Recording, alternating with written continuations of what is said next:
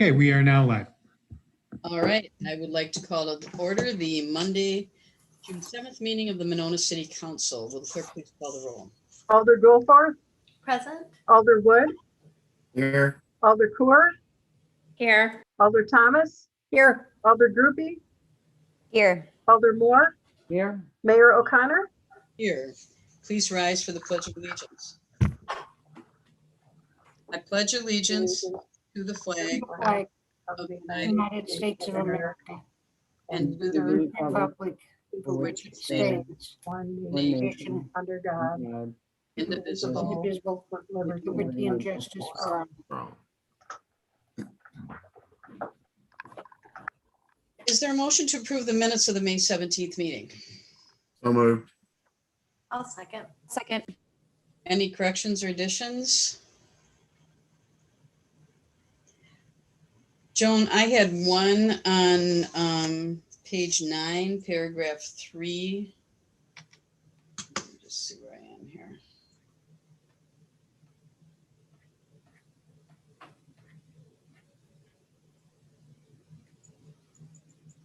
Just the very last sentence says that I asked or said we're accepting diversity committee applications, the dates, and asked members to have anyone they know that is interested, contact her. I think I said interested, apply using the application form on the city website.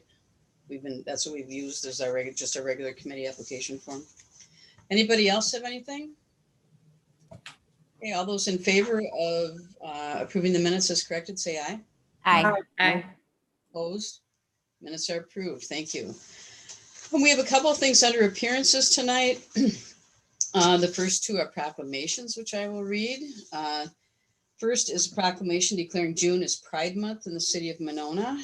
Whereas the city of Monona is committed to creating an environment that is welcoming to all peoples, regardless of their race, age, sexual orientation, gender, identity, or ability, that is a comfortable and enjoyable place for any person to live, where all people are treated and perceive they are treated fairly and respectfully, where participation in civic life is open to all, and where all people perceive their contributions are valued, and that reflects the values of all groups, including those who have too often been left behind and left out. And whereas the city of Monona strives to foster a sense of belonging and opportunity across our community, and to remove barriers to living, working, and thriving in our city, because we believe that diverse perspectives make Monona a great place to visit and call home.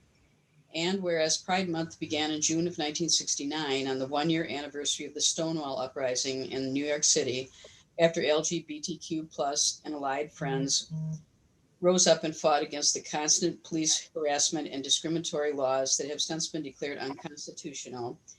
And whereas the city of Monona appreciates the cultural, civic, and economic contributions of the lesbian, gay, bisexual, transgender, queer, plus LGBTQ plus community, which strengthen our social welfare, and find it imperative that young people in our community, regardless of their sexual orientation, gender identity, and expression, feel valued, safe, empowered, and supported by their peers and community leaders.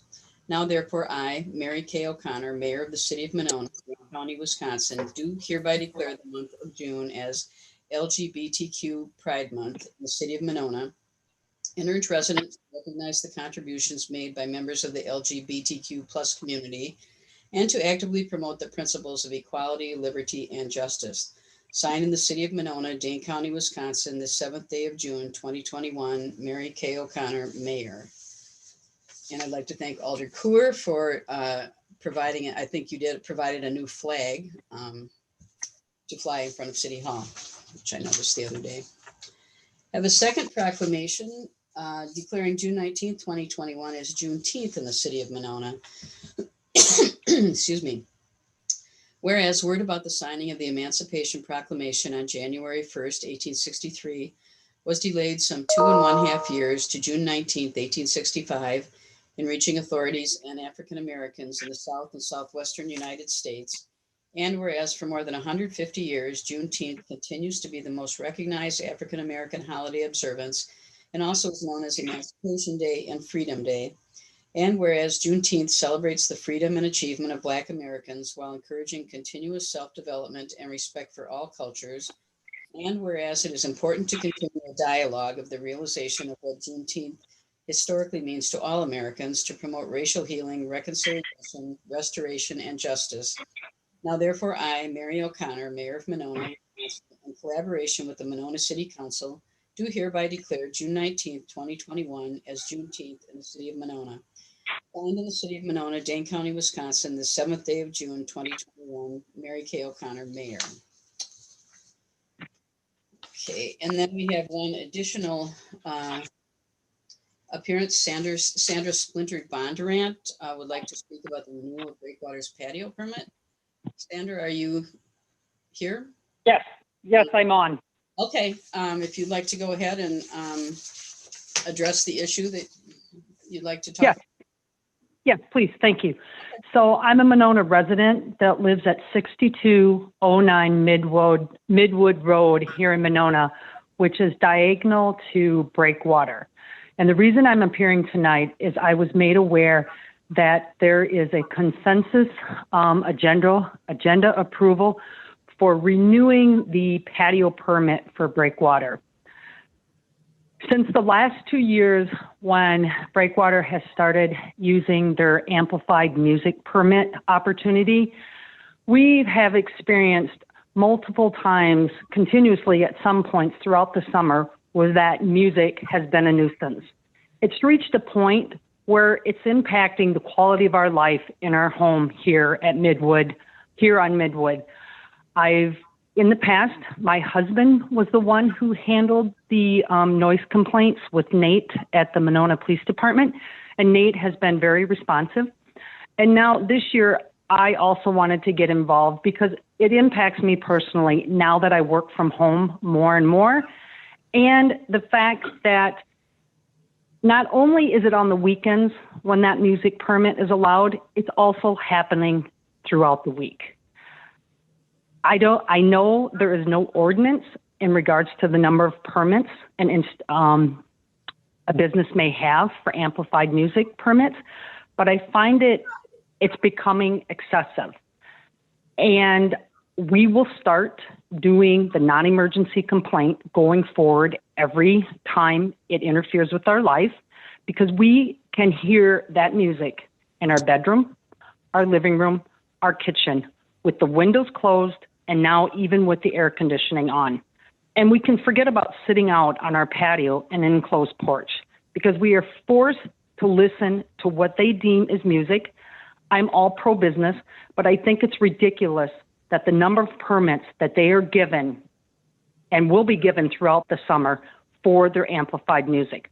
I have nothing against it periodically, but the fact that now it seems to become continuous seems to me it's become excessive. So we, at this point, want to revisit what is going on with this patio permit over at Breakwater. I've been told that we are the only neighbors that have complained about this, which I find hard to believe, but maybe we have been, and we're the only ones that have reached the breaking point. So I'm asking for the Monona City Council to step back and reevaluate that patio permit if they would. And from there, we will go forward now with every time that music disrupts our lives in our house, we will make a complaint to the non-emergency number here for the Monona Police Department. So thank you for the time, and I appreciate your attention to my request. And if you have any questions, I'm happy to answer them. Okay, I think we may be discussing this later in the next section of the meeting. Is that correct, Alder Kerr? Yes. Okay. So why don't you just hang on, and if we have any questions, I think people could ask them now. Is that okay? Yep, that's fine. I'll put my phone on mute. I don't think I had it on mute before, but I will put it on mute now so my life doesn't disrupt your proceedings. Okay, thank you. And then we just Thank you. got one additional appearance request. This is from Jason Chung, who would like to speak regarding the resolution against APIDA hate. And Jason? Yes, thank you, Mayor O'Connor. Just some brief comments. I'm happy that the council is considering this resolution tonight. I want to express my appreciation to Alder Goforth for initiating this resolution. to Mayor O'Connor for co-sponsoring it and to the entire council for taking it under consideration tonight. This past year has been tremendously concerning. It is the latest episode in what I've seen as an Asian American who's lived in this community since late 1979. Of recurring instances of turning against Asian Americans whenever society thinks things are getting tough and need a scapegoat. It's usually on economic grounds, but this is a little bit different. Our nation seems to be unable to mature as a society because of using race ethnic groups as scapegoats and boogeymen instead of grappling with the issues that confront it. The APIDA, the APIDA category is so vast that I can't speak to all of it. I'll speak to one slice of it, which is really at the heart of the troubles that we've been seeing this past year. As a Chinese American, watching the violence against Chinese Americans and other East Asian Americans happening across the country, it's really hit home because especially the violence towards women remind me of my mother, remind me of my sisters, especially for instance, the recent one in New York City. That could have been either one of my sisters. I just want to make a comment about the fact that this concept of the model minority has been getting more attention recently for being the straitjacket and a tool of furthering racism, that it really is. And I'm happy to see that. I don't think it was created for that, but it's been used to divide racial groups since the late 50s. And I want to point out that no group can be a model. Being a model means you cannot be yourself. For a group to be a model, the members of that group simply cannot be themselves. And what we're looking for, Asian Americans and all people of color, including in this community, is to be allowed to be ourselves. And the interesting aspect of even being a member of a model minority is that it's a fickle place to be, because when the least excuse comes for finding a scapegoat, that just drops away. So this is the tenuous position that I find Chinese Americans and East Asian Americans living in our society to still be in. And I'm impressed and very happy that the city of Monona, despite its small size and the very few number of Chinese or Asian Americans and Desi Americans in it, is taking the trouble to take a stand on this issue. Thank you very much. Thank you, Jason. I think we don't have any other appearances, Brian? Okay, we will move on. There is no public hearing. We will move on to the consent agenda, which contains a variety of renewal applications for liquor licenses, patio permits, and beer gardens. Alder Kur. I would respectfully like to remove item 7 from the consent agenda so it can be discussed during the regular meeting as new business. Okay, we can do that. Anything else? Brian, do we? Point of information, is that just 7 or also 7A, the patio permit? Oh, I'm sorry, yes, 6A and 7.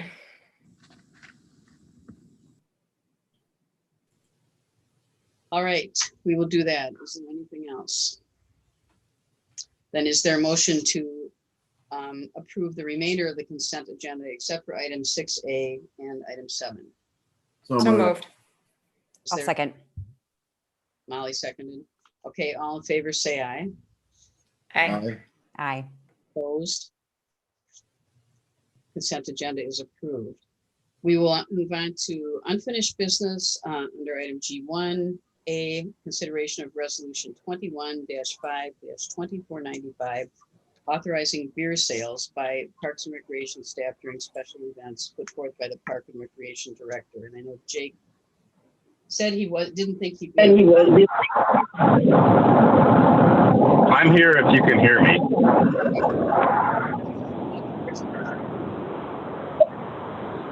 Can you hear me, Mayor? Yep. We can hear you, Jake. Motion to approve. Okay. Does anyone have a motion? I'll move approval. There's a second. Molly? Second. Okay, Jake, you want to go ahead? Sure. I don't have any additional information other than the restrictions being lifted by Dane County Public Health. We listed in the agenda item that we would adhere to those public health restrictions.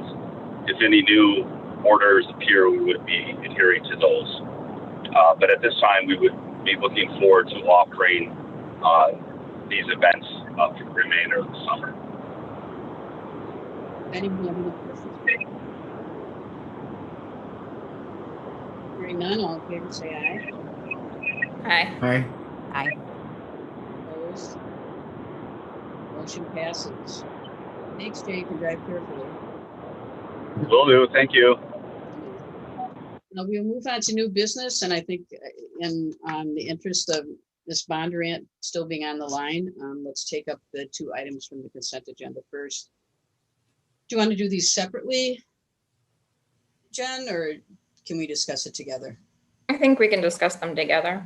Okay, we have item 6A, renewal application for 2021-2022 patio permit for Breakwater Monona LLC, doing business as Breakwater Inland Way. And then item 7 is renewal application for 2021-2022 beer garden for Breakwater Monona LLC, doing business as Breakwater 6308 Inland Way.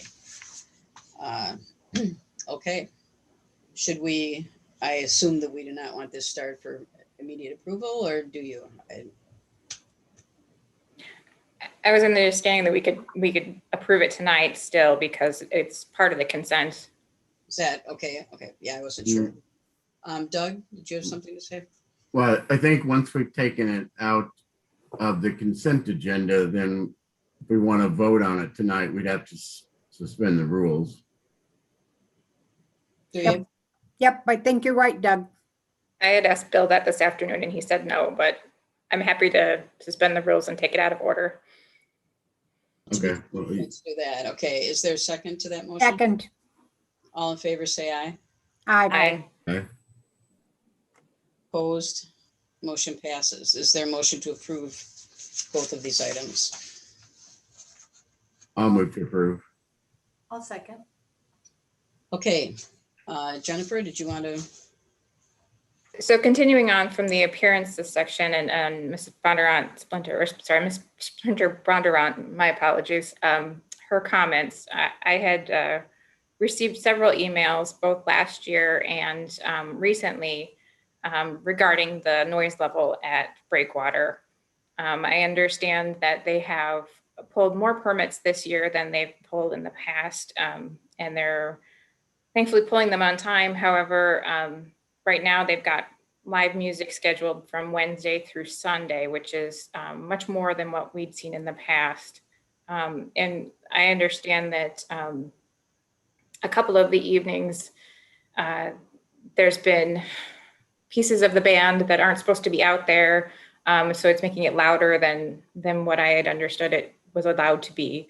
I have heard from folks on Midland as well as essentially the east end of Midland that the noise level is excessive. I've heard anecdotally that there are folks on Woody that can hear the music. So that's several blocks in that can actually hear the music from their house as well. I think that it is excessive, the number of permits that they're pulling. The noise level is excessive. In fact, last night I went to check it out. Unfortunately, I missed the band, but they had their just regular radio over the PA, and I was parked up bridge several hundred feet, and I could still hear clearly to sing along with the lyrics of the music that was over their PA. And so I think that we need to be careful and be mindful of the neighbors. There's several other businesses that also have amplified device permits in the area, and we have not received complaints from them. It's strictly been Breakwater. And like I said, this is not the first time we've discussed this. I recall discussing this at least one other time when their permits came forward. So to me, this is a repeat issue. And I think that we should strongly consider whether we choose to continue to approve these amplified device permits for this owner if there continues to be complaints. I understand that formal complaints are just coming from essentially a couple individuals, but I would encourage the neighborhood that, you know, if you are hearing this and it is a problem, please do call the non-emergency number and you know, express your concerns.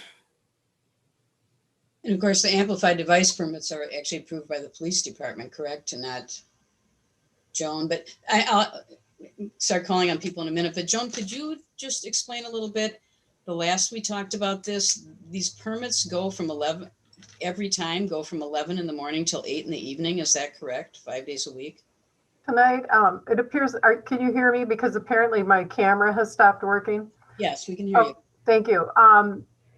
Right now it's from noon until 8, and on all of their current permits, they're being approved 1 week at a time to allow for any complaints to affect the next approval, should we get any complaints.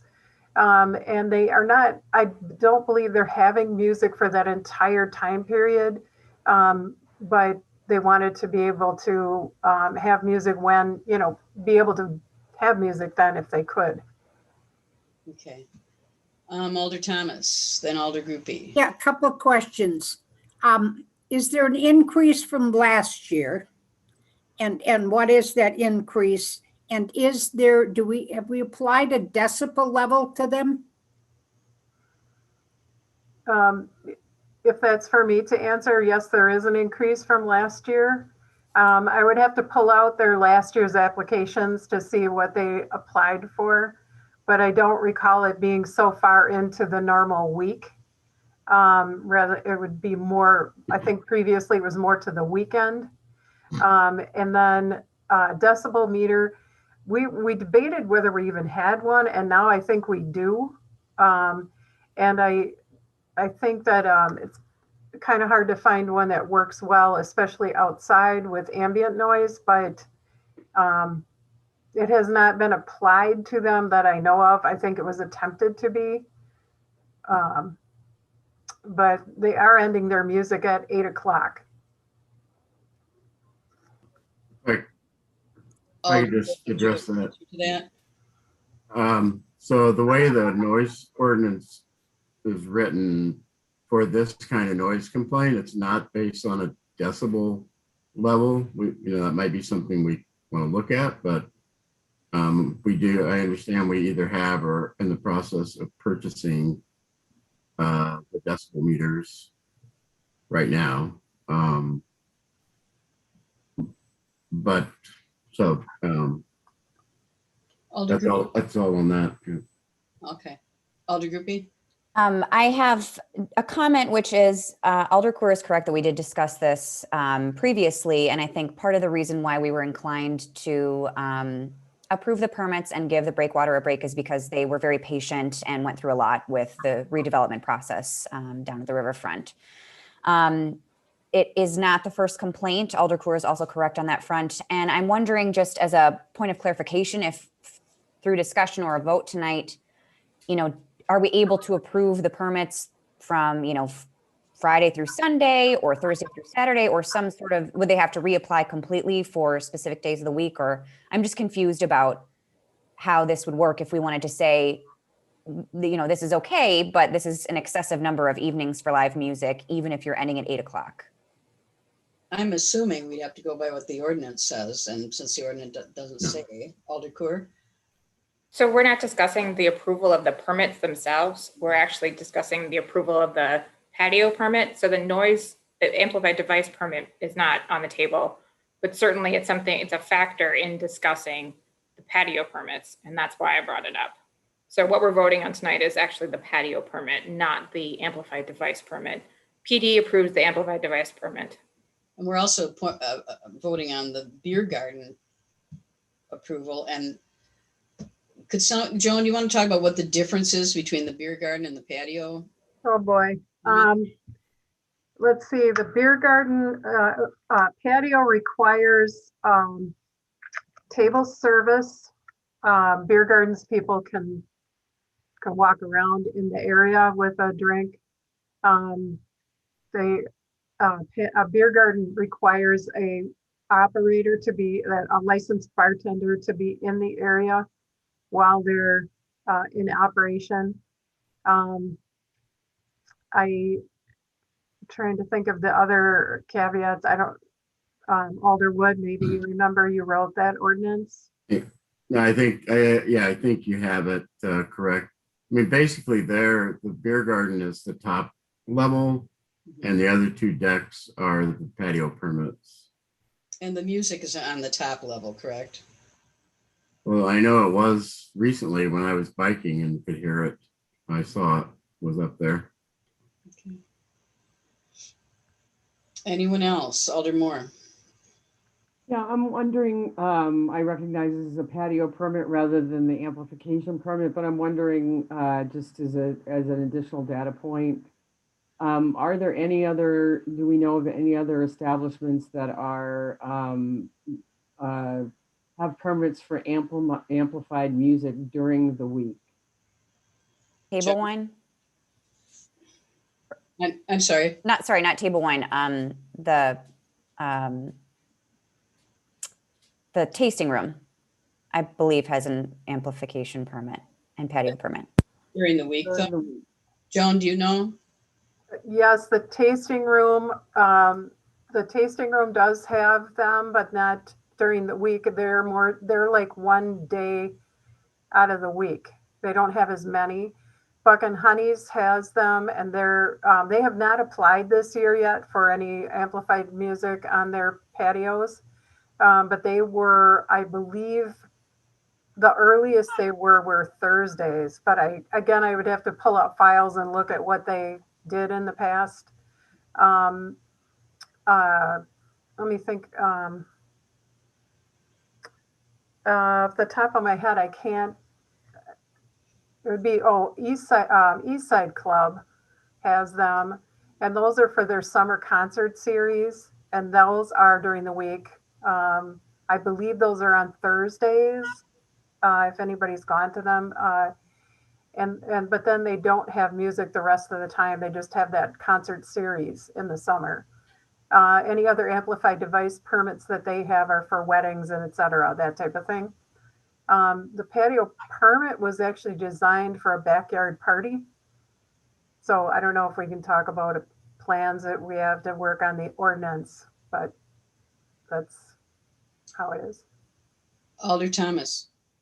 So can someone clarify for me currently, what does Breakwater have permission to play music? What days of the week? I have their application right here. They've asked for, they already did June 2nd through June 6th. We just issued them June 8th through the 13th. Then these are conditional. Again, we're doing them a week at a time for a bit till we can see how the complaints come in. I shouldn't say we, I should say the police department is. June 15th through June 20th, June 22nd through June 27th, June 29th through July 4th, July 6th through July 11th. And again, this is from noon until 8 o'clock at night. And do they have permission to do that currently? Currently, they have the permission granted for starting on tomorrow through the 13th. And who granted that permission? To the police department. And why does the police department have that authority? In our ordinance, the amplified device permits are actually a police permit, they're not issued by the clerk's office or the council or anyone else. They go through only the police so that they're aware that somebody's going to be doing this. Again, it was designed for backyard parties, so that if the neighbors complained, the police would know that yes, they do have a permit to have that music.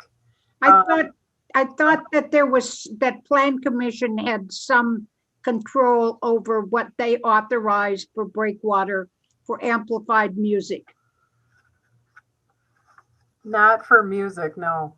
They had, Plan Commission would have been more involved in the fencing of the patio, and that type of thing, the parking. I mean, if it took up any parking, that's not the case, of course, at Breakwater, but Joan, can you tell me, is this supposed to be just like amplified guitar and a singer, or is it just a variety?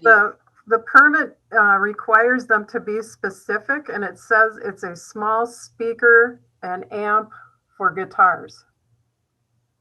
It could be more than one guitar, though? It says guitars in the plural. Okay. Alder Goforth, and then Alder Wood. I was wondering, I was there on Thursday and they did have a band on the top level. So that does seem to be where it's happening. I was wondering if someone could provide me some history of who's talked with the owner about this, or if there's been any conversations about that to date. Joan, do you know? I know there've been several conversations, but Doug, could you address that? Or I think Alder Kerr wanted to. Alder Kerr, do you know how many conversations have been? Or I understand PD has had several conversations with the owner. And we've discussed it with the owner the last time he came through for permits.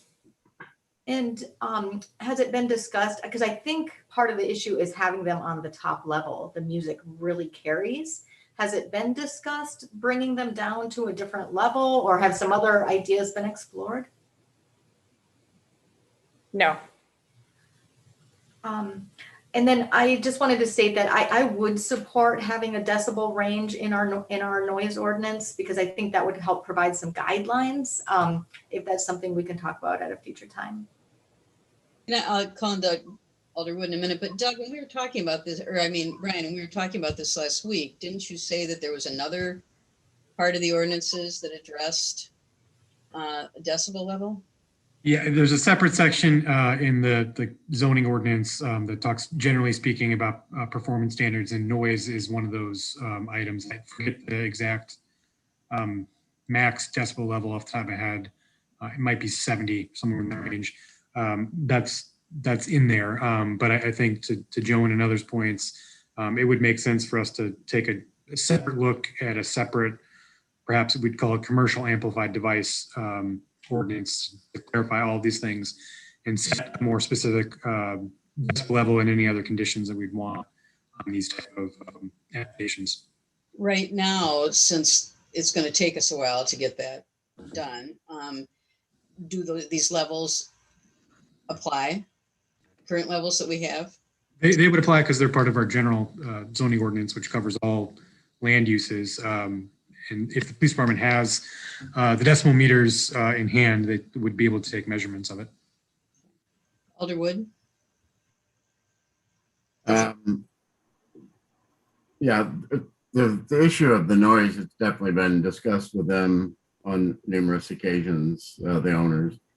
I guess my thought, well, let me back up a second. So I agree. Joan and I had talked about that, I think, last week, about working on an ordinance to separate out, make a commercial audio permit section in the ordinance. Going back to what the thing we're talking about tonight, my understanding is they really need both the patios and the beer garden is vital to their business operation. So my thought would be that we would, after everybody's had a chance to speak, that we would table this tonight and let them come and explain in 2 weeks how they plan to address the noise issues. I mean, again, we'll still be voting on the patio and the beer garden permits, but I think they'd be able to hear from a bunch of folks of how important we think it is. And then in the meantime, the permits they have now for this week would still be in effect, correct? Well, the patio permits and the beer garden permit they have now runs through the end of the month. Right. I guess I mean the noise amplification permit. They've already been issued, so yeah. It would still be in effect. Alder Moore. Yeah, I did a couple of things. One is I would love to have either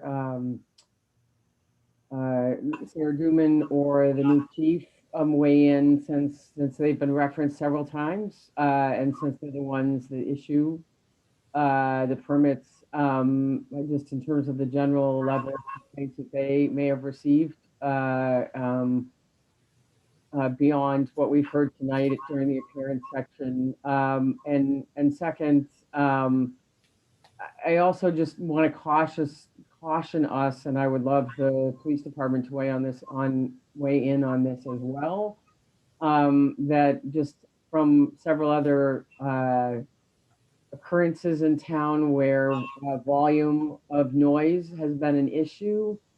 My experience is, recognizing, I understand that the ordinance is well intended, but I think it's really hard to use a decibel meter to take action because if the police happen to show up or able to show up or other authorities happen to show up, like the building inspector, when the noise is a little bit less because the song, whatever song's being played is smaller or whatever. It's just, I think it's really hard to nail down unless it's a consistent throbbing amount of noise above whatever the decibel level is. At least that's my sense of having talked to the police department before. So I'm wondering if I just want to caution us again, about the decibel level and wonder if there's other ways to address it. And I would like the police department to speak up on that.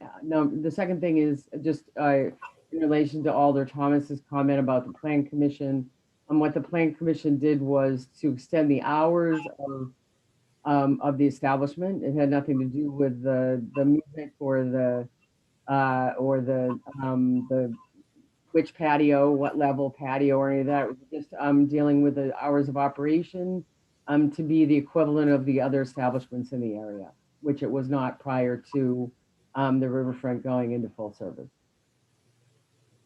Chief Cheney Austin, would you like to address it, or would you rather have Sarah, Lieutenant Duman, address it since has been here through a lot of this? Whichever, if you would like to. Yeah, I can weigh in, and if Sarah's plugged in, maybe she can contribute. Thank you, Mayor and Alder Moore. So a couple of things. I think this permit, and please correct me if I'm wrong, Clerk Andrews, but I think that this was either issued the day or soon after of my appointment. So I'm just trying to get my handle around that. But fortunately, I come from some experience in this with the city in being a commander downtown and overseeing the taverns and all of the special events. You folks actually, us in Monona actually complained about some of the sounds that were traveling across from the isthmus, right? Iron Man is a perfect example, one of the things I can think of. So let me tell you a couple things about what I've learned about the engineering of sound and how it travels. The decibel meters, in which we now have 3, which none of my officers are yet trained on, and that's something that we'll have to address, are just a tool, and we should not use that as a rely solely on the reading of the decibel meter. 2 things. Number 1, the decibel meter is going to need to be constantly calibrated and checked for accuracy if we're only going to rely on that decibel meter. Instead, I think we use that as a sort of building the totality of the circumstances in the unreasonableness standard that the ordinance currently addresses. And what I mean by that is it's going to be difficult to take the human element out of this. I think that allowing trained officers to sort of gauge what is reasonable and what is not reasonable based on the complaint, based on where they're hearing the noise themselves, how they describe that, how they paint the picture, the walls were shaking, because you can have a decibel level that's under the threshold, but the bass and the wind carries that sound such that it is technically legal under the ordinance if you would create one with a standard decibel level, but it still creates the same level of discomfort and quality of life issues that I think the council is debating here today. So I think you have both. I think you rely on your unreasonable standard or unreasonable noise language that's in ordinance currently, but you utilize the decibel meter as a helpful tool to try to articulate that totality of the circumstances picture that officers have to rely on to paint for enforcement of the ordinance. It'll help us a great deal if you present maybe a suggested range of decibel levels that are tolerable or not tolerable, I should say, for outdoor events. But it's still, again, if the wind is blowing a certain direction and it carries those sound waves dead into somebody's home, they might be the only home or two homes in the area that experience it and nobody else, and the decibel level may be low enough. So that's my take on the sort of creating ordinance that specifies decibel levels, and just something to ponder on. I don't have a magic wand solution here. The other thing too is that as I understand the permits that we issued, that it's conditional, and anything beyond the 13th right now has not been issued. Is that correct? That is correct. Okay. I will not be issuing those. Instead, I will be relying on what happens from now until the 13th and evaluating if we believe that noise is unreasonable and continues to be unreasonable. I will have either myself and or staff meet directly with breakwater management and try to come up with a good solution that works for all in the meantime. And we will reassess and reevaluate. But I have no plans on continuing the permitting until this is done, until we have a chance to meet and discuss and literally, if we can stand across the way and say, nope, you need to lower it until we think it's acceptable, then that's what we'll do. But I do think that the business, it's appropriate for them to ask for a permit. I think that as has been mentioned here, that is a good small business we want to keep going, and they are someone who I think that we as a police department really has to have and maintain a good working relationship, as they are obviously have a liquor license in our community. So Sarah Duman, are you online? Did you have anything else to add? I am, but I'm mobile, so if I lose you, I apologize. But I do know that Nate had quite a few conversations with the manager down there, because when he received, I think it was 26 days of the month for amplified music, he obviously had some concerns about the number of days. And I think he not only had some conversations with them about the hours of the amplified music, but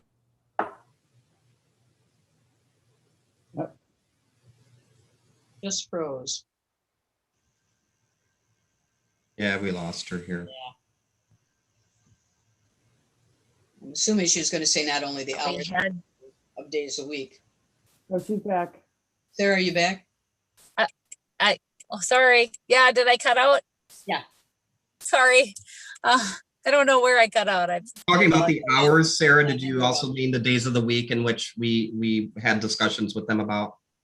Yes. So I know, I think it was them where he had some concerns about the number of hours as well. So he did have those conversations with them, and also about the number of days, which is why we kind of settled on just kind of a conditional approval of those days. We looked back at our call, for service down there, any complaints that we received, and we didn't have any additional complaints other than, I apologize, I don't remember her name, who already was part of the public appearance. They were I think it's Bondurant. Mm-hmm.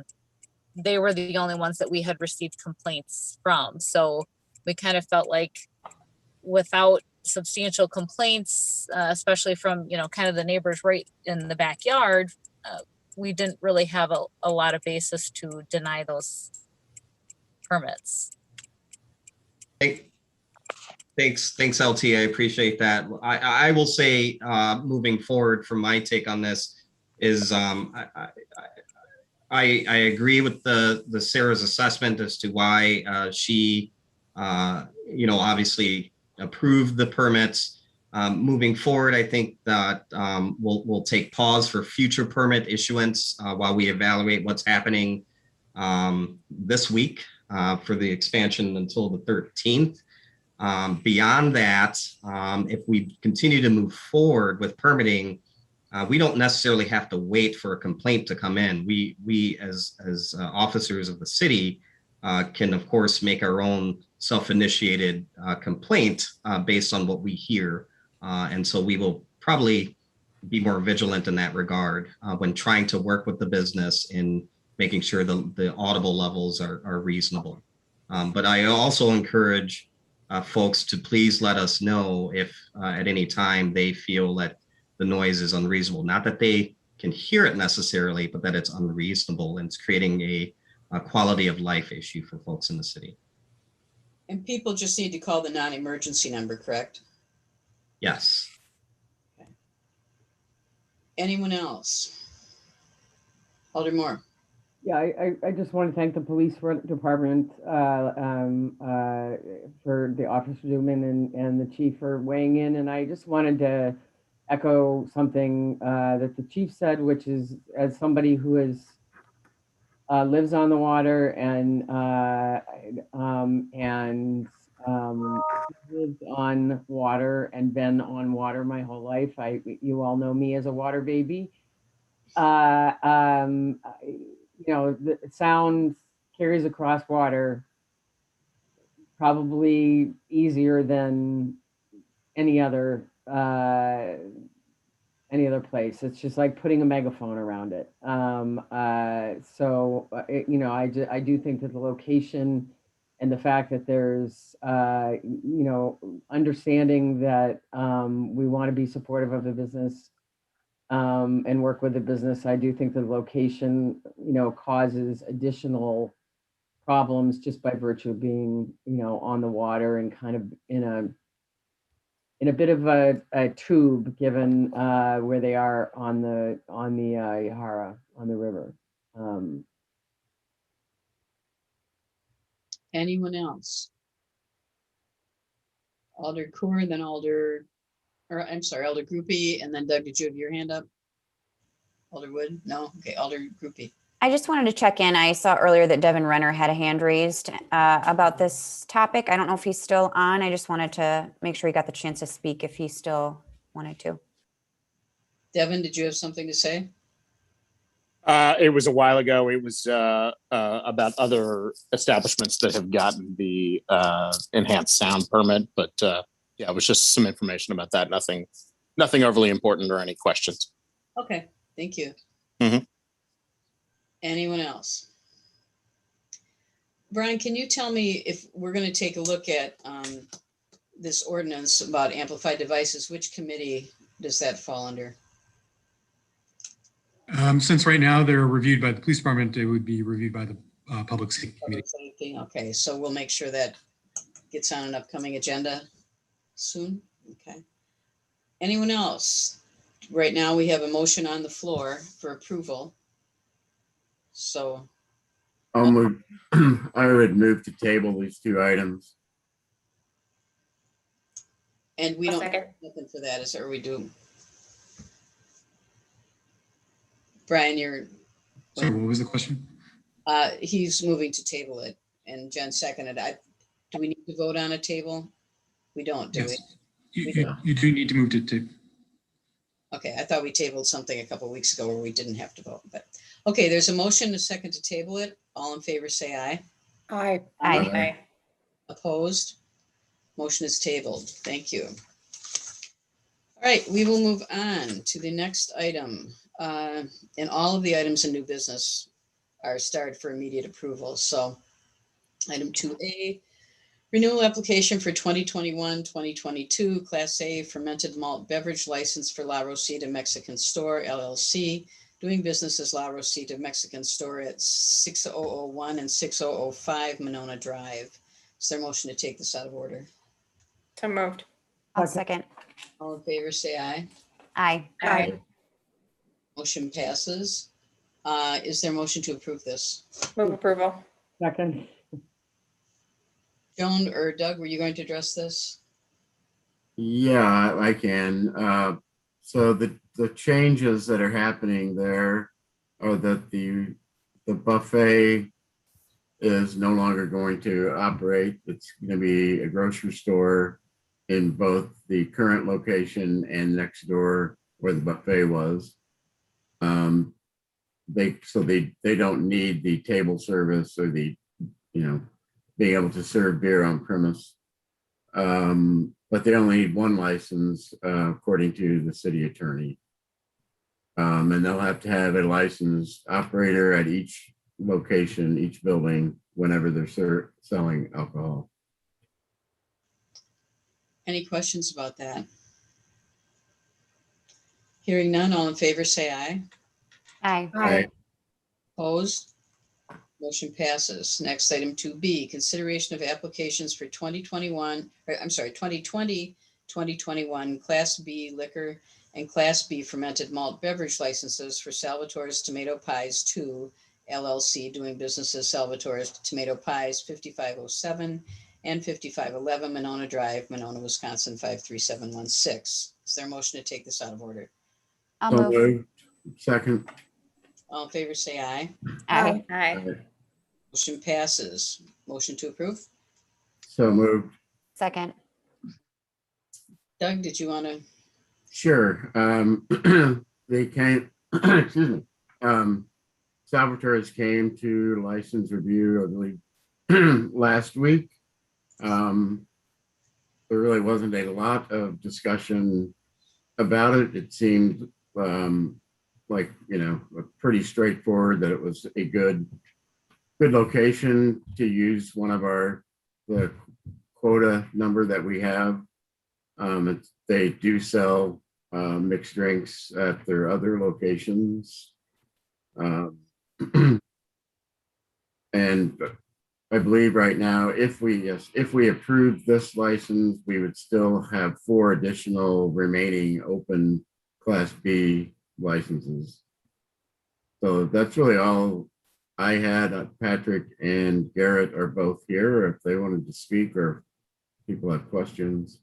And can I clarify, this is just for the remainder of this year or this month, really, is that correct? Yes, that's true. Okay. Does anyone have any questions for Patrick or Garrett? Nope, hearing none. All in favor, say aye. Aye. Aye. Right? Opposed? Motion passes.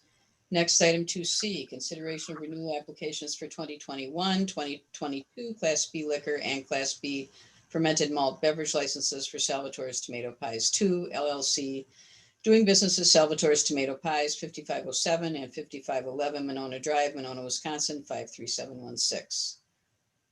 Is there, Take this out of order. Second. all in favor, say aye.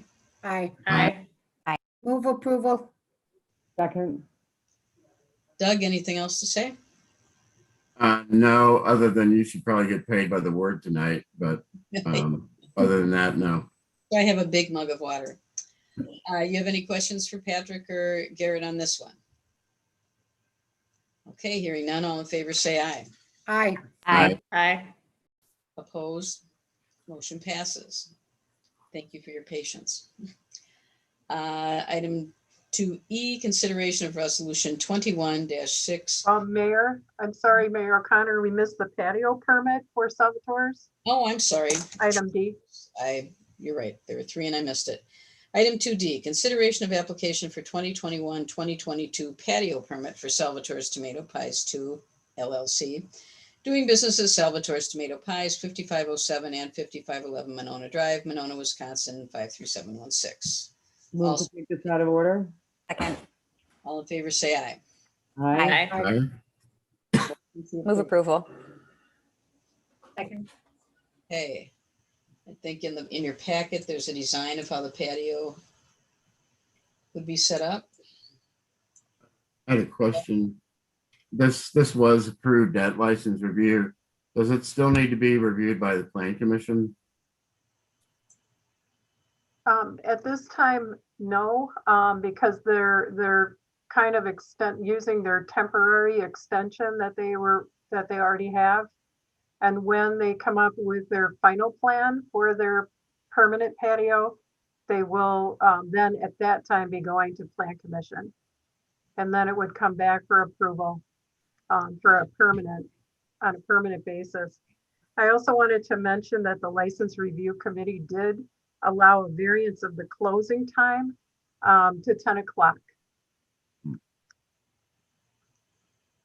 Questions, anyone?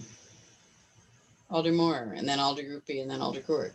Yeah, I just have a question as it relates to the temporary patio permits and given how swiftly we move through to getting back to normal.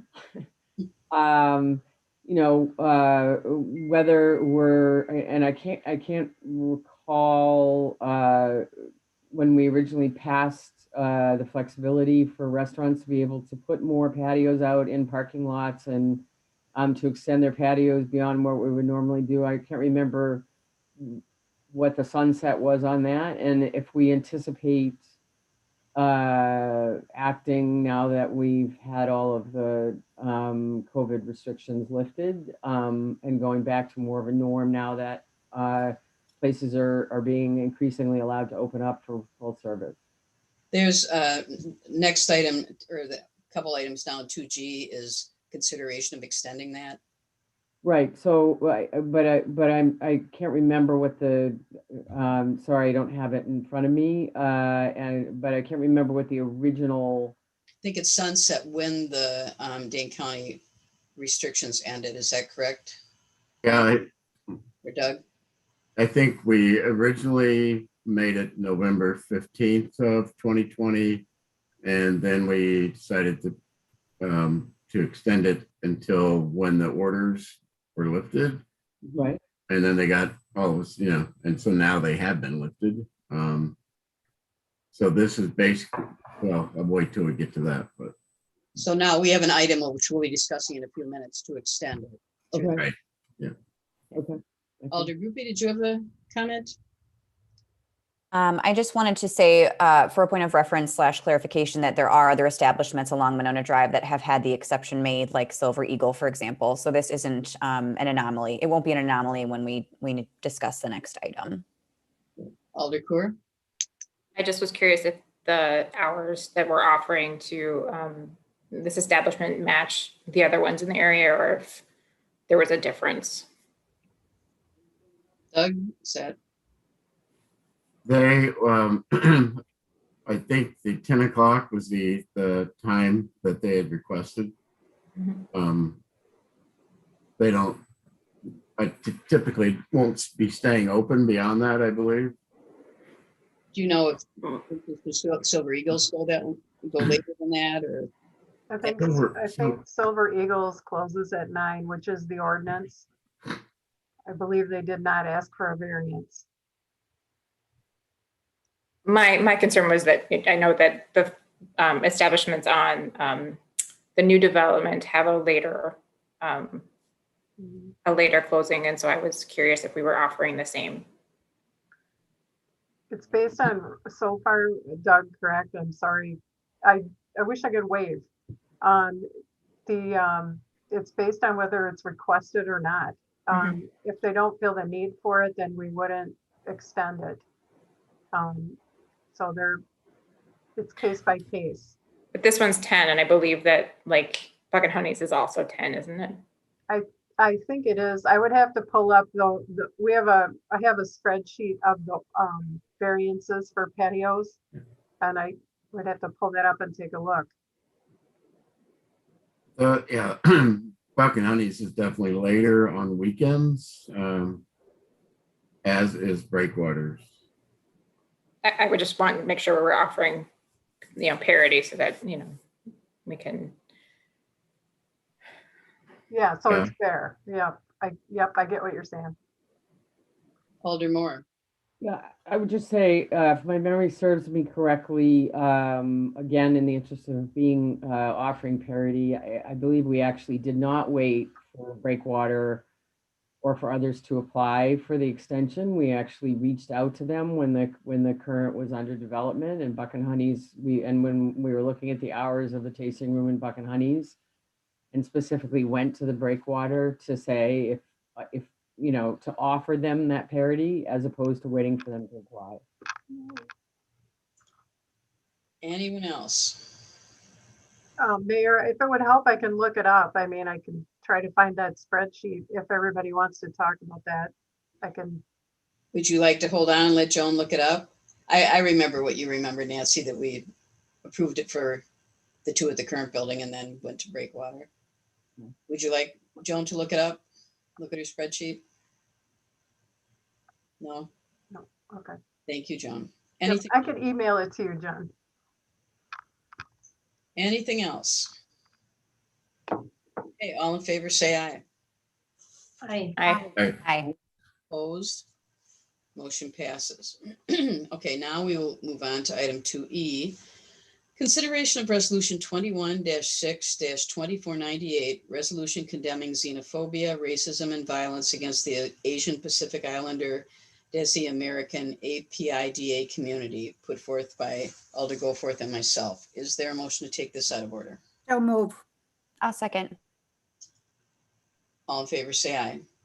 Aye. Aye. Aye. Aye. Is there a motion to approve? So moved. Second. Christy, would you like to address this? Sure. Yeah, I just want to thank Jason Chung for his thoughtful words starting us off tonight, and wanted to just mention that half of my family is Filipino, and I've advocated for my half sister who's 15 years old, and she's been experiencing racism since she was about 5 years old in school in Green Bay, Wisconsin. And also for my stepdad, who is also Filipino. And so this is also close to my heart. And I think, as we've seen the surge of this hate and racism in this past year, it's been especially hard. And I also thought about the Atlanta spa shootings and how we never hear those women's names. So I would like to say their names to honor them and their families. Zhao Ji Tam, Dao Yu Fen, Soon Cha Kim, Soon Chung Park, Yang Ai Yu, and Hung Jong Grant. And I just thank you all for considering this resolution. And thank you, Mayor, for co-sponsoring with me. Does anyone have any questions or comments? Hearing none, all in favor, say aye. Aye. Aye. Aye. Opposed? Motion passes. Thank you. Next, item 2F, consideration of resolution 21-6-2199, approval of participation in a Wisconsin Bureau of Transportation safety grant titled 2021 Speed Grant Task Force, put forth by the Public Safety Committee. Is there a motion to take this out of order? So move. Second. All in favor, say aye. Aye. Aye. Aye. Opposed? Approval. Is there a second? Second. Chief Cheney Austin. Yes, Mayor and council members, thank you. This is $5,000 from BOTS, the Bureau of Transportation of Safety, to be utilized for speed enforcement. It is my directive of this police department to focus on the hazardous driving behaviors, and this will assist us in that mission in keeping our roads safe. This is part of a task force, so we will be working in concert, however, independently, meaning that it will only be Monona officers when we engage in these initiatives, but we will be working in similar either corridors or dates with other members of this multi-jurisdictional task force. Questions, anyone? Do you know when those dates will be? Of course I don't. No, I don't. I'm just curious if you have it handy, that's fine. But I do not, sorry. Anyone else? Alder, go. Mayor, if I can, no add. Okay, We will be publicizing prior to our enforcement activities. We will be doing as much advertising of this to request voluntary compliance that folks slow down on our roads. And then after the fact, I will hope to publicize what the results are from our initiatives. And again, the focus will be on hazardous driving behaviors, and something I need to talk to our staff with to make sure we're all in sync. But this should be well advertised and no surprise to anyone. We're not going to be jumping out between bushes or anything. Alder, go for it. Thank you. Yeah, I do have concerns about the seatbelt enforcement portion of this. And, you know, just knowing that that can lead to pretextual stops and a host of other things that could happen when not necessarily any harm is being done to anyone else other than someone driving. Can you talk about that a little bit, Chief Cheney Austin, and assure my fears and concerns on that? Sure, Alder Goldford. So this particular grant is for speed, and so that it focuses on speed. However, there is an additional grant that focuses on seatbelts that we no doubt have already applied for or will apply for. It's a pretty popular grant for law enforcement agencies. And I've already articulated this to my two lieutenants. And so if my officers have not received word of this and they're listening in now, this is the first they'll be hearing it. But the primary focus will be on hazardous driving behaviors, and will not be utilizing our authority under state law to use seatbelts as a primary stop reason. So I will, especially as it relates to the traffic grants that we're recipients of, we will focus on the driving behavior that is hazardous and not necessarily things such as a $10 seatbelt violation, a registration violation, or something that I would consider non-hazardous. All right, thank you for clarifying. I wasn't sure. I saw the failure to wear seatbelts and I wasn't sure if those two were tied together. So thank you for that. Appreciate it. Alder Groupie. I'm just wondering, Chief Cheney Austin, we've had conversations, well, I guess sort of like nationally, conversations about the notion of officers who are making stops for speeding, non-armed officers. And I'm just wondering if that would be a possibility, if this is a specific detail on which people making the traffic stops would be unarmed. And if not, just something to consider as we, continue to receive and act upon these grants. I think that that's an important conversation to be having. Yeah, understood. And there's several models in different states that are looking at entities other than police doing traffic stops. We have some significant hurdles with that I'll share now, I guess. The first being is statutorily, it is against the law for anyone except for a police officer in the state of Wisconsin to conduct a traffic stop in this state. Nobody else but law enforcement can use a flashing blue light in a vehicle as authorized under state law. And then secondarily to that, Alder Groupie, is that that is the second most leading cause of death for police officers, is when they engage folks in traffic stops and are confronted by guns and gun violence directed at officers.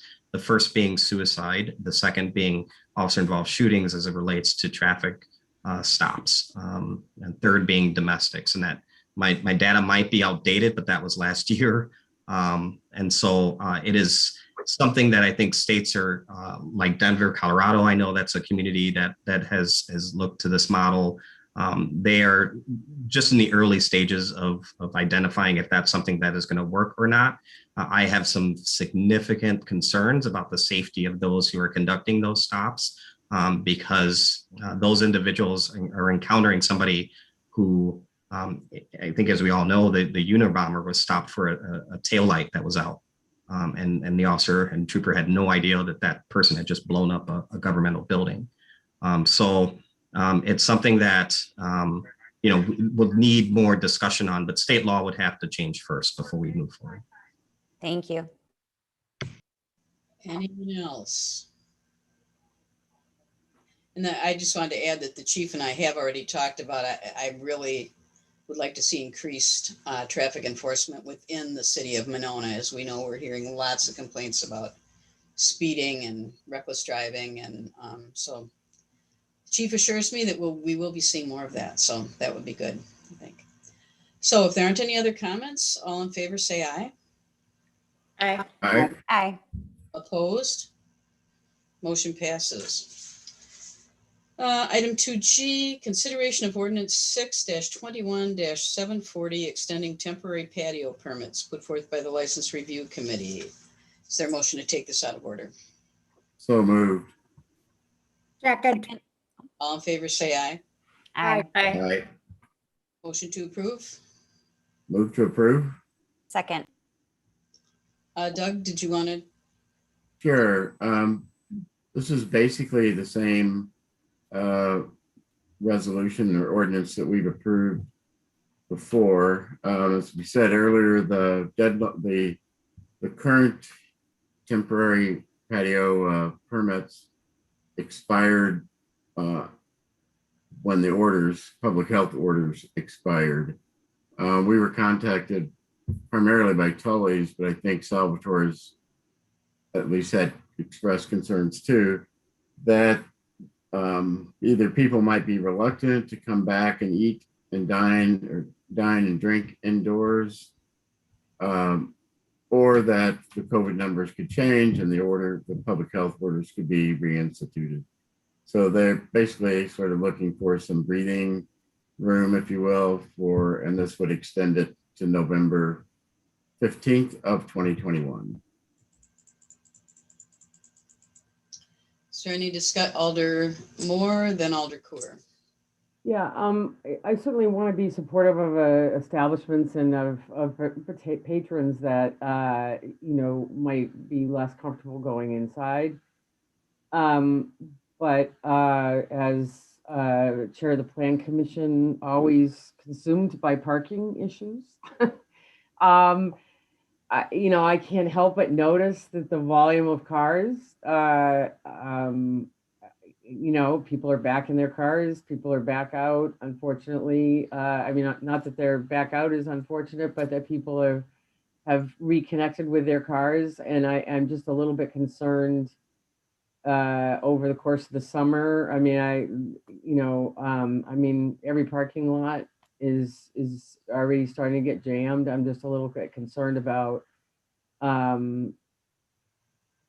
what the impact, frankly, of the extension will be in terms of parking, and whether or not we're potentially opening a different can of worms. And I'm wondering if maybe that was even discussed when you talked about the extension, if that was given consideration.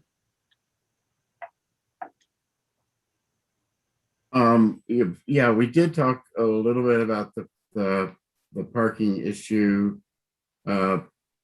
particularly with regard to Salvatore's, because they have a split ownership of that mall. The other three are Tully's 2, Mr. Brews, and Snicks. And I don't know whether Snicks and Mr. Brews want to continue their patio extensions or not. So, yeah. Alder Coor.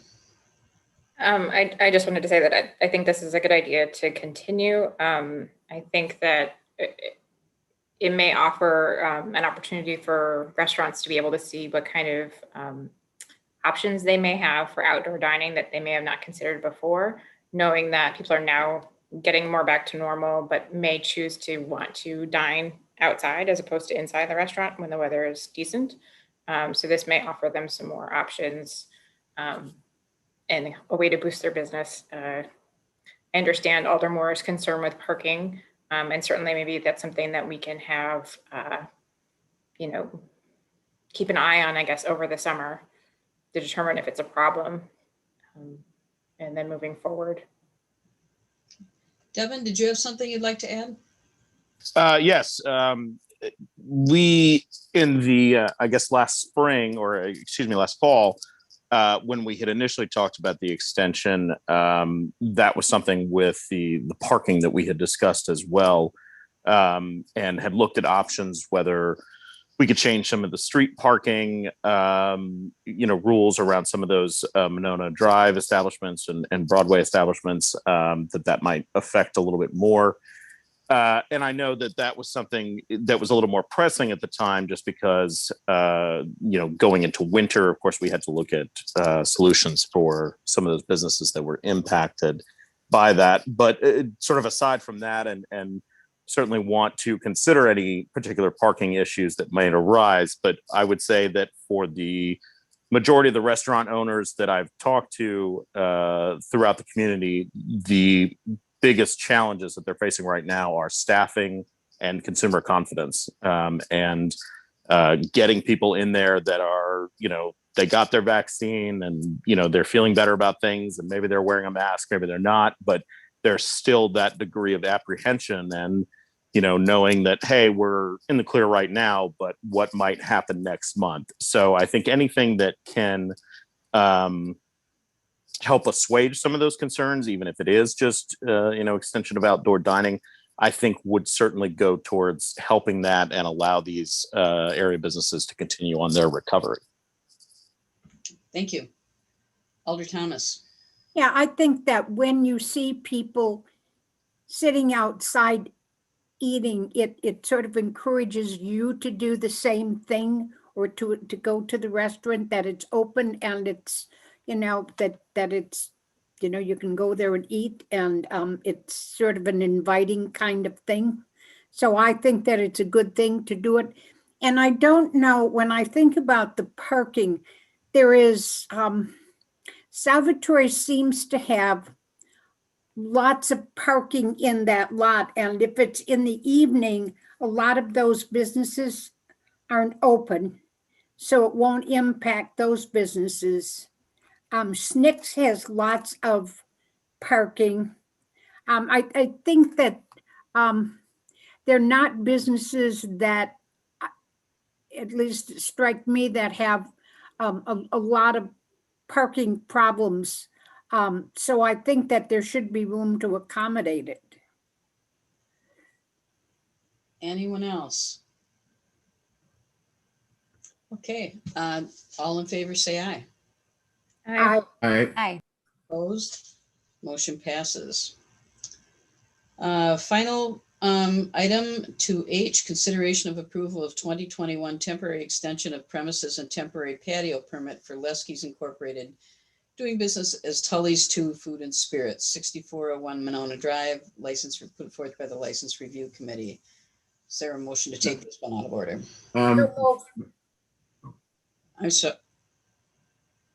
I was going to ask Joan if she could enlighten us why we need to approve a separate permit for Tully's. I don't think we do. I don't know why I think they're trying to be very correct and make sure that they're they really want this badly. And I think that's why they wanted to make sure all their ducks were in a row. I did not speak with them about having to turn in a new permit or anything. They just did. So, and it came in after, I think after the license review met and talked about it. So I think they just felt that they wanted to make sure they covered all the bases. Brian, did you?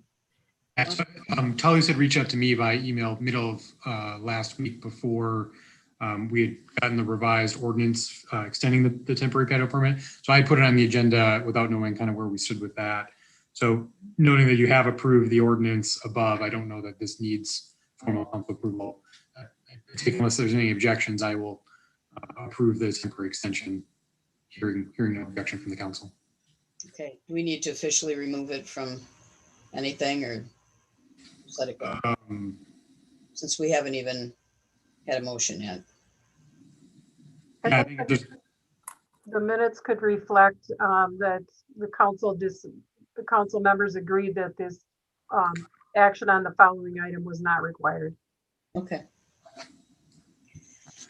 All right, then we will move on to reports. Number one item, updates and discussion on diversity, equity, and inclusion efforts.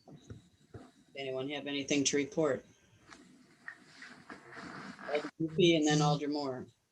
I don't know if this should be during this discussion or during reports, but I thought it might be an important thing to consider making a public statement either tonight or in the future about supporting our community's transgender athletes, just given the current legislation at the state level. And the Monona Grove School District also has issued publicly a state of support for transgender youth and athletes in the state and in the Monona Grove community. So I just wanted to express my support, and I don't speak on behalf of the entire council, but I assume that most would agree that showing our hand of support here would be important.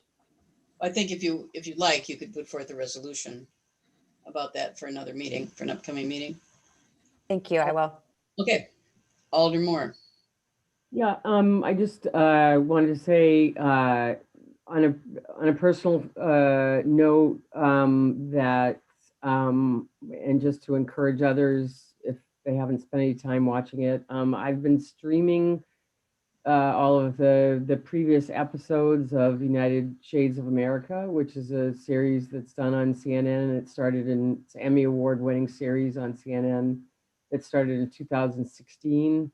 That really follows communities across America, hosted by Kamau Bell, who's a comedian, but he's an extraordinary interviewer, and it's a very powerful series, and you can stream it for free. And on a professional level, the Sustainability Committee is just beginning to put together a roadmap of activities and projects we want to focus on over the next few years. We're really trying to look at longer term where we need to be so that we can put ourselves in a position, recognizing that particularly around energy, that the landscape is constantly changing, and projects under consideration as we look at our priorities include several related to density, diversity, and affordability of housing as a more sustainable and equitable practice, which members of the council know I've worked on, and that is also in our comprehensive plan, including the notion that we're missing the middle in housing, and also included our initiatives that other communities have successfully adopted, because you all know I hate reinventing the wheel. And we all do, and including ways that we can further support first-time home buyers. So we'll be discussing, beginning those discussions starting on Thursday night. Thank you. Anyone else have diversity news? Alder, go for it. Mine was more of a question. I was just wondering if there was going to be an update on the ad hoc diversity committee. When it comes to my turn, I will do that. Thank you. Anyone else? City Administrator Gatto, did you have anything to add? Okay. Yep, we received, I think 18 applications. We had a very diverse group of applicants, and I'm in the process of meeting with them. I've already met with three, and I've got a couple of additional meetings scheduled. I'm going to be out of town for several days beginning Thursday, and I'm going to continue this next week. So, and Brian and I also are going to be we're working on scheduling a meeting with Nehemiah to discuss, I guess when they can meet in order to, because I know people would like to know when this will start, and it's kind of dependent on when their schedule is. So I have been telling people I'm meeting with that I would imagine they'd be meeting every 3 to 4 weeks, and I'm thinking it's probably going to be in the evening because that's convenient for most people. A lot of people are working. So anyway, there'll be more news to come about that. Now we will go on to reports of committees and commissions and our regular committee reports. So Alder Thomas. There is no media. There will be no June media meeting. Other than that, I have nothing else to say. other than Bon Voyage, huh? Yes, I'm packing tonight as soon as we get done. Okay, Alder, go for it. Yes, I first I want to start with acknowledging the Monona Grove District and the Board of Directors, the teachers, and the administration for getting through what was an incredibly challenging year, probably the most challenging many of them had ever faced, and being able to hold what looked to be a pretty successful graduation ceremony at Alliant Energy Center. I just watched a little bit of it on YouTube. I just want to thank them sincerely for all their work and diligence this year. And then Landmarks will meet on Wednesday. We're going to discuss, we'll review the first draft of the Habitat Restore registration, National Register application. So we'll review that. We will also get a visit from Friends of San Damiano. Patricia Howell will give us an update. And we are also going to discuss the pagoda repair timeline and how that's looking. That part of the Stonebridge project has not yet started. Okay. Do you have anything else, or is that?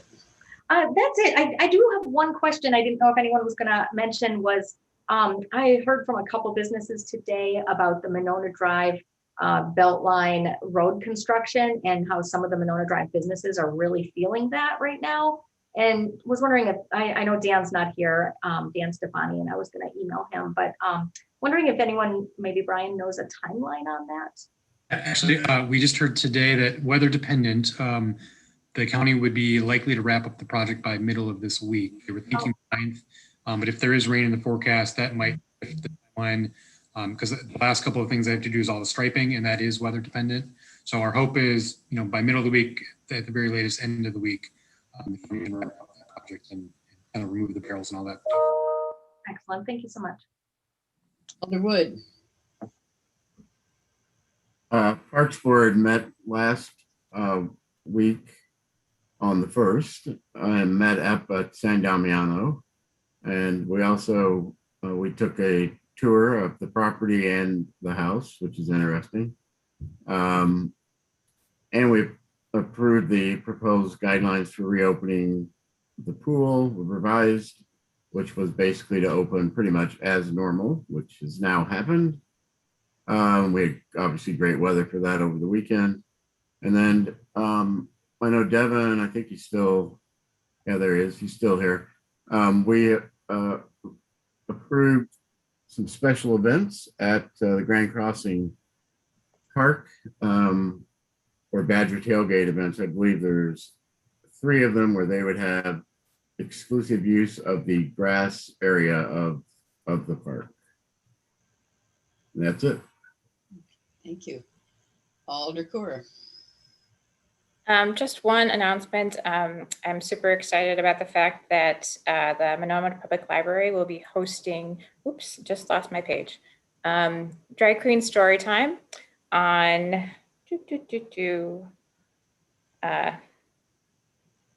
excuse me, I lost my page here. Okay, I'm sorry. Drag Queen Storytime, Tuesday, June 29th at 6 p.m.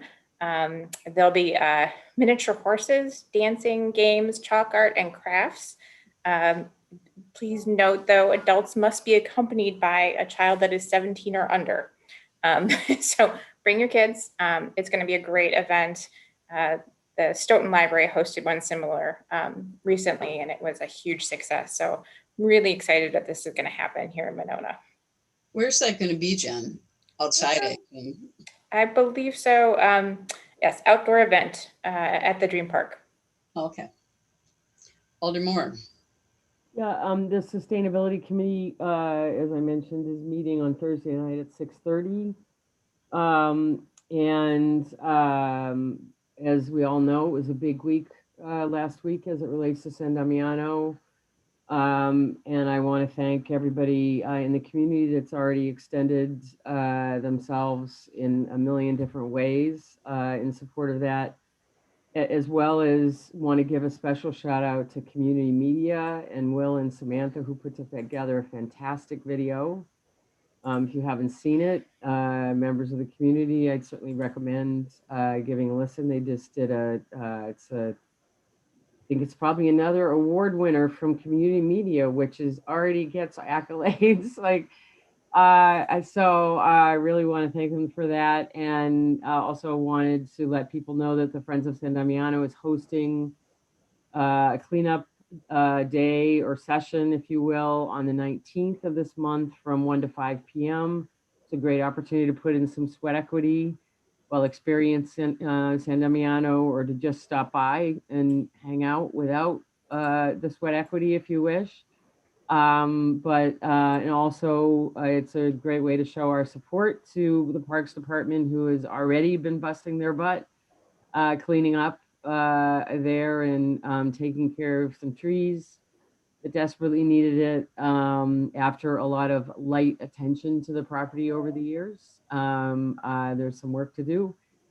So encourage people to go to sandamianomonona.org/events to sign up. There's a sign up apparatus there to do it, and you can sign up for as many hours as you want, and Friends of San Damiano will be there to help organize people on the day of the event. Thank you. Alder Groupie.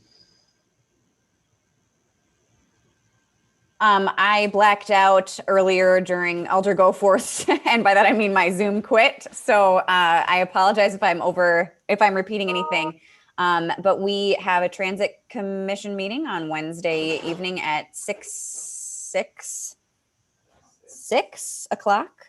And that should be corrected now on the website as well. And then just another plug for the Friends of the Monona Senior Center Summer Concert Series in Winnequa Park, which kicks off on July 20th with Mark Croft Band at the Dream Park Shelter. So we're really excited to be back in person with a live audience and not recording in the community center.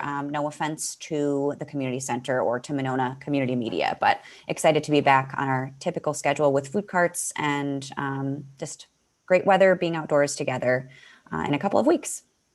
Cool, thank you. Alder Kur. Sorry, one quick thing. Nancy brought up San Damiano. I just wanted to ask the public nicely, if you are accessing the property, please do so from Monona Drive as opposed to from the road on the side that's actually cutting through private property. So please use Monona Drive for access. Right.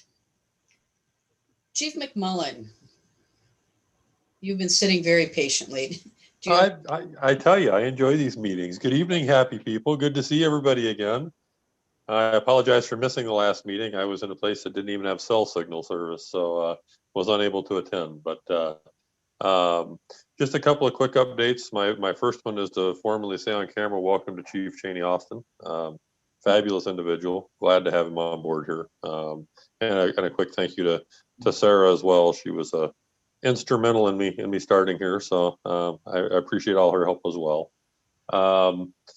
We've got 4 new volunteers we'll be interviewing this week and next week, so we're looking to bring all 4 of them on. All 4 of them are good candidates, some with experience, some with none. Other than that, it's been another busy month. The real thing I want to do lastly is give kind of a shout out to my volunteers, which I try and do at every meeting. We had a significant call last week with an elderly female who went missing, and did an all-call page for our members, and within 15 minutes we had enough volunteers in service to put every truck in service and start doing a wide area search. So we ended up with over 20 volunteers within, I say, 15 minutes. Great help from the police department. We had mutual aid from McFarland Police, and it ended very well, but I'm always impressed by our volunteers. They dropped everything at 9 o'clock at night and showed up in force. So really impressed by them. So that's all I've got for updates. You folks have a wonderful evening. Thank you. You too. Chief Cheney Austin. Evening again. I'll just say that I paid Jerry to say those kind things again for me, about me. I'll echo the chief's comments. Very good teamwork. Thank you to McFarland. And I'll also say thank you to the firefighters who showed up over the weekend in searching for the young lady who was found. So the police department, we've stopped our application process for our search for the next police officer. We are moving forward with narrowing that list down from the candidates that we have received, and I'm very hopeful that we'll get a good qualified candidate from that list. And so I'll be working with the PSC and the PFC and internal staff moving forward for the rest of that process. I've been getting settled in, as you can imagine, a lot to learn and a lot of folks to meet, and it's been wonderful so far, and I hope to keep that trend going. We have a busy month and summer ahead of us with folks getting out and about. I've spent some time out in the streets so far, needing remedial training in how to do basic police work from those patrol officers who've been out here doing it for some time, and especially within the city of Monona. But it's been great being out in the streets, and your officers work hard every day. I had firsthand experience in watching them in action on this past Saturday in particular, where they worked with the fire department in addressing a pretty significant crash on the Beltline. Fortunately, those injuries were minor in nature, but that could have been a lot worse. And so great teamwork and great job by the officers who handled that call.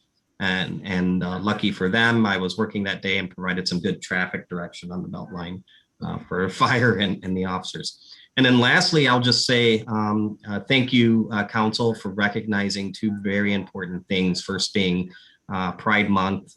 It means obviously something that's very personal to me, and hearing that recognition from the city in which I am now employed. So thank you, and I'm sure many members of the community, of the LGBTQ community, share in my thanks. So that is very wonderful for you to do, and coming in here on June 1st and seeing the Pride flag fly over City Hall was quite emotional. So thank you.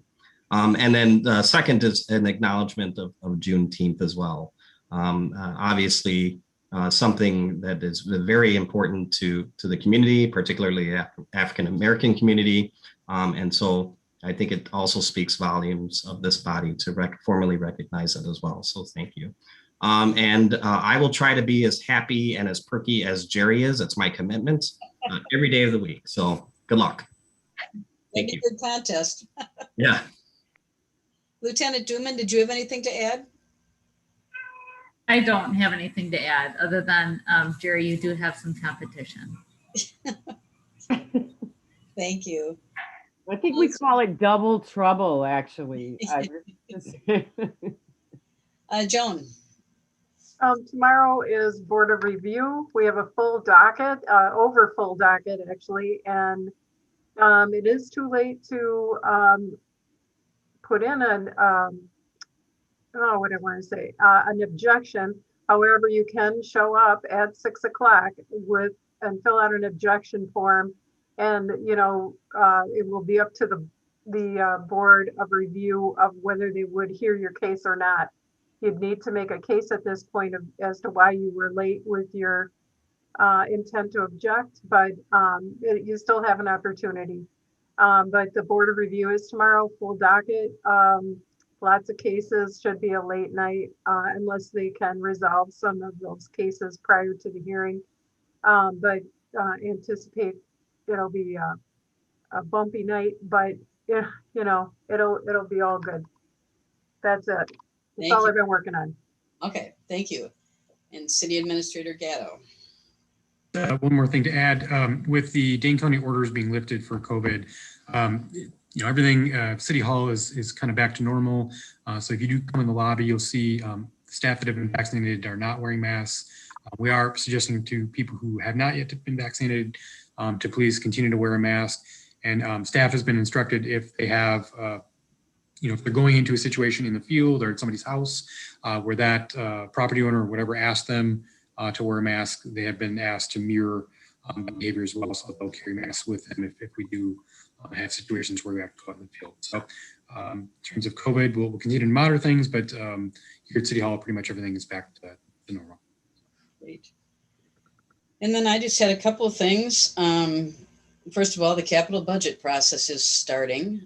So the staff got their initial instructions from Mark late last week. And I think they're due sometime in early August 5th or something like that for the capital budget. And then we'll be sending out instructions about the operating budget within the next few weeks, I'm sure. But anyway, as you know, that's about a 6-month process. So we're going to have a similar schedule as last year and hope to wrap that up by the end of November. We'll be sending out more details of that during the summer. And then I guess the only other thing is I spent yesterday morning having mayor's office hours at the farmer's market with County Supervisor Smith, and we had probably 15 to 20 people at least stop by.